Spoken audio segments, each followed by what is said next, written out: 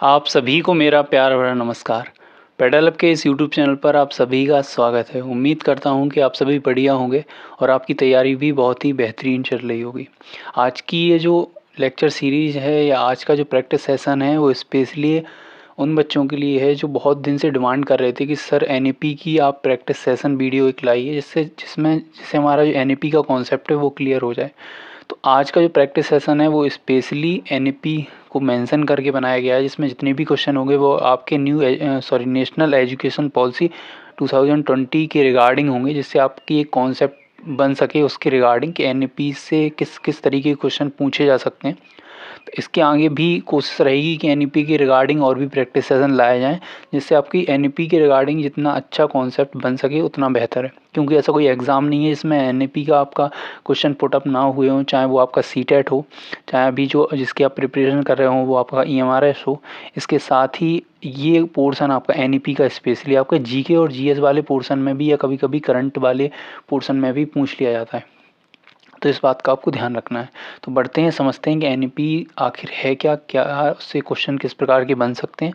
अगर आपने हमारे पिछले प्रैक्टिस सेशन या हमारी जो कॉन्सेप्ट रिगार्डिंग सीरीज चल रही है इसमें हम एक एक कॉन्सेप्ट को डिटेल में समझ रहे हैं, उससे रिगार्डिंग आपको कोई क्वेरी या कोई भी क्वेश्चन है तो आप हम तक पहुंचा सकते हैं पेडल अप ग्रुप को ज्वाइन करके, जिसकी लिंक आपको नीचे मिल जाएगी।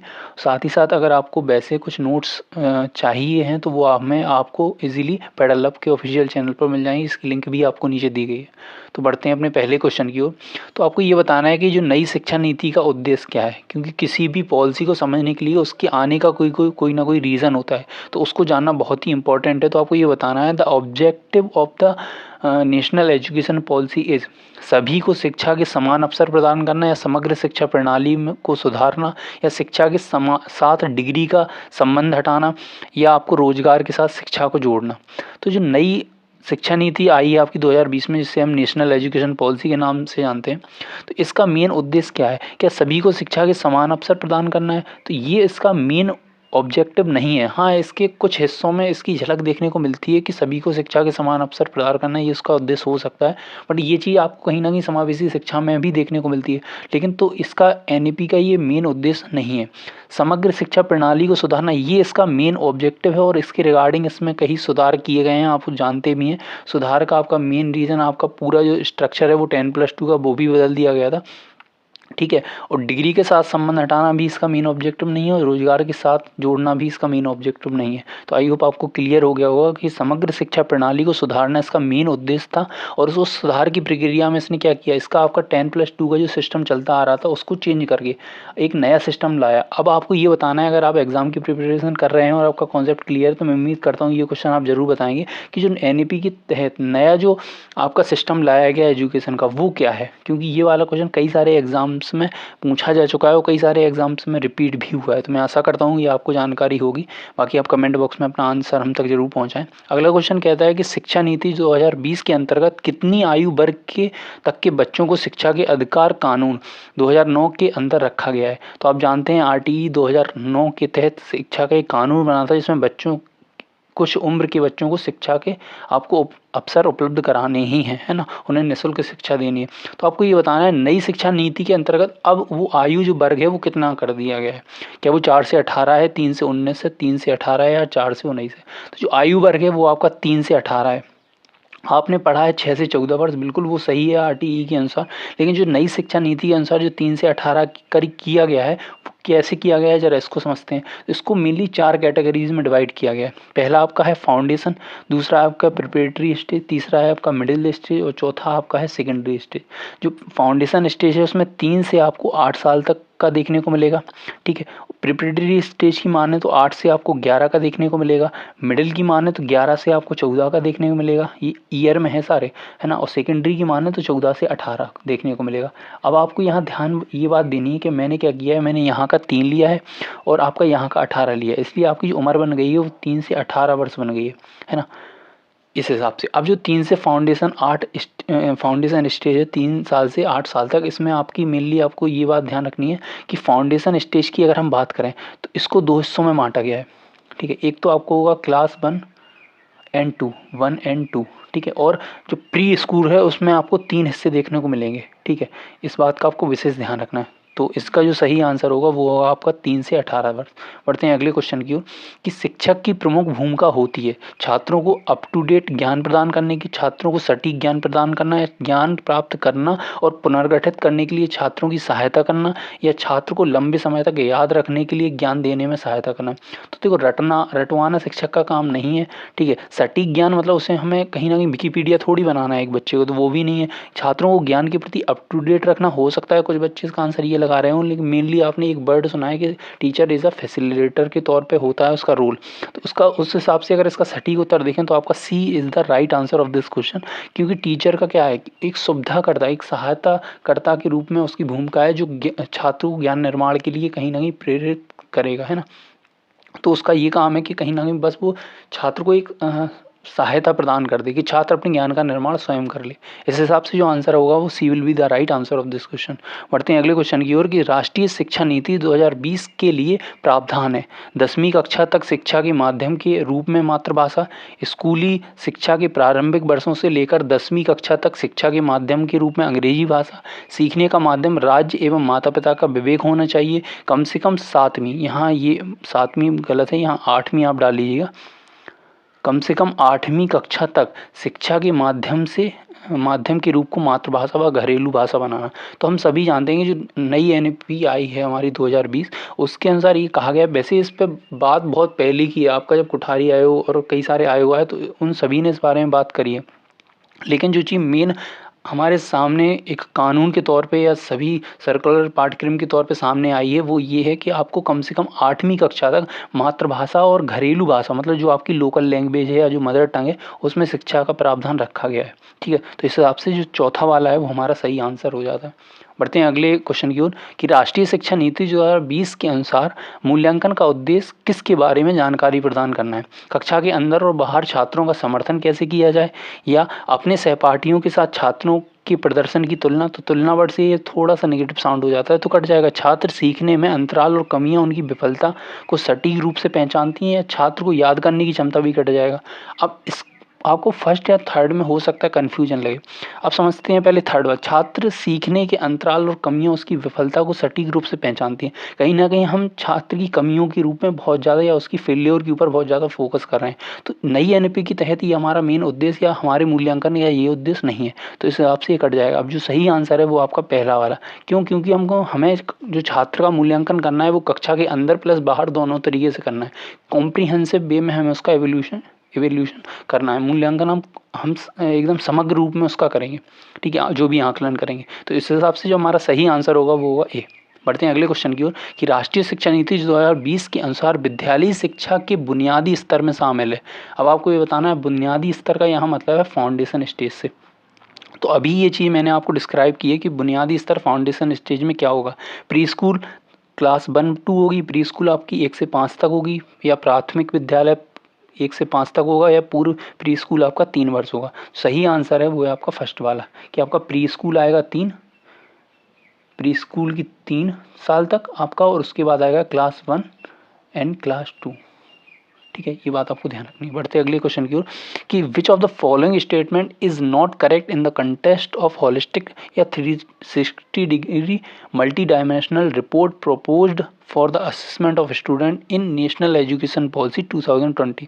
मतलब आपने 2020 में जो हमारी नेशनल एजुकेशन पॉलिसी आई उसके अनुसार जो प्रस्तावित रिपोर्ट कार्ड है 360 डिग्री का, उसमें कौन सी चीज़ शामिल नहीं है। The report card will be include self and peer assessment, ये चीज़ शामिल है बिल्कुल कि बच्चा खुद का मूल्यांकन भी करे और साथ ही साथ साथियों द्वारा भी उसका मूल्यांकन किया जाए। The report will be included progress of events in the cognitive affective and psychomotor domain. तो ये बात हमारा एनईपी बहुत अच्छी तरह बताती है कि आपको किस छात्र मतलब बच्चे की किसी एक पक्ष को लेकर आकलन या मूल्यांकन नहीं करना, आपको उसको समग्र तरीके से मूल्यांकन या उसका आकलन करना है जिससे सही उसकी पहचान हो पाए। तो ये बात भी सही बैठेगी। The report valve from the important link between name and school, मतलब कहीं ना कहीं आपको ये देखना है कि जो रिपोर्ट कार्ड है वो कहीं ना कहीं एक ऐसा काम करती है जो बच्चे को स्कूल और उसके सामाजिक परिवेश से एक जोड़ने का एक मीडिएटर का काम करती है। तो ये बात भी सही है। जो नहीं होगा वो केवल ये रिपोर्ट कार्ड आपके लर्निंग आउटकम्स पे फोकस नहीं है, क्योंकि लर्निंग आउटकम्स पे ही फोकस होगी तो आपके कई और पक्षों को वो कहीं ना कहीं नकार देगी। इस हिसाब से जो सही आंसर नहीं के अंतर्गत जो आंसर बनेगा वो आपका बनेगा डी वाला। आई होप आपको क्लियर हो गया होगा। और अगर आपको कोई डाउट है, किसी भी क्वेश्चन में कोई डाउट लगता है, तो आप हमें हमारे ग्रुप पर जरूर भेजें। पेडल अप ग्रुप से आपको इजीली टेलीग्राम पर मिल जाएगा। बात करते हैं अगले क्वेश्चन की कि राष्ट्रीय शिक्षा नीति 2020 के अनुसार प्रस्तावों के संबंध में निम्नलिखित में से कौन सा कथन सही नहीं है। यहाँ नहीं वर्ड पे आपको विशेष ध्यान देना है। तो आपको ये बताना है, एनईपी 2020 का प्रस्ताव में मूल्यांकन के लिए समूहकार और भूमिका निभाने जैसे विभिन्न विधियों और रणनीतियों का उपयोग किया जाए। एनईपी में रचनात्मक से योगात्मक मूल्यांकन में बदलाव किया जाए, जिसको आप कहते हैं फॉर्मेटिव टू समेटिव, वो उसको चेंज लाया जाए। या एनईपी 2020 प्रस्ताव में शिक्षक द्वारा मूल्यांकन के अलावा स्व मूल्यांकन या सहकर्मी मूल्यांकन पर ध्यान दिया जाए। या एनईपी में प्रस्ताव है कि छात्र के रिपोर्ट कार्ड में संज्ञानात्मक, भावनात्मक एवं साइकोमोटर डोमेन शामिल किए जाएं। अभी हमने पढ़ा है कि ये तीनों पक्ष आपको शामिल करने होंगे, तभी आप समग्र रूप से बच्चे का मूल्यांकन कर पाएंगे। सेल्फ असेसमेंट और पीयर असेसमेंट आपको शामिल करना होगा, बिल्कुल बात सही है। अलग अलग विधियां और रणनीतियों का उपयोग करना पड़ेगा आपको मूल्यांकन, ये बात सही है। लेकिन इस यहाँ जो बी हमारा है वो सही आंसर हो जाता है, क्योंकि नहीं के अकॉर्डिंग ये सही है। क्यों है? क्योंकि ये फॉर्मेटिव टू सबमिटिव लिखा है, ये उल्टा लिखा है। क्योंकि अभी जो एनईपी ने बात करी है उसने ये कहा है कि आपको ज़्यादा से ज़्यादा सबमिटिव से फॉर्मेटिव की ओर जाना पड़ेगा।